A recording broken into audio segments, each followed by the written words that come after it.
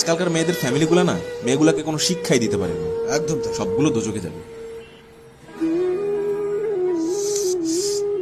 আর রাস্তায় যখন হাঁটে ওড়না বুকে না গলায় থাকে, আর জামা কাপড় এমন পরে ভিতরে ব্রাটা পর্যন্ত খুঁজবে। ছে, ছে, ছে, ছে, ছে। পিছন দিক দিয়ে দেখলে তো সব পারিবারিক শিক্ষার অভাব, বুঝলেন? একদম তাই। অ্যাক্সিডেন্ট বলেছেন। আপনার কথা মানতে বাধ্য হলাম ব্রো। মেয়েদের পরিবার মেয়েদেরকে কোনো শিক্ষা দিতে পারে না।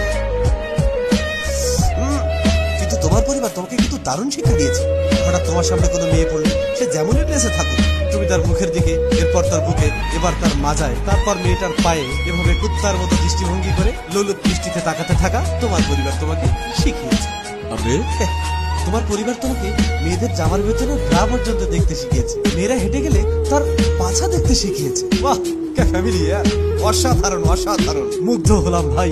আরে ভাই, হ্যাভ এনি আইডিয়া কোনো ছেলে যখন কোনো মেয়ের দিকে এরকম বাজে দৃষ্টিতে তাকায় তার কেমন ফিল হয়? তোমার বোনের কাছে জিজ্ঞেস করো, যেটা উপলব্ধি করেছে।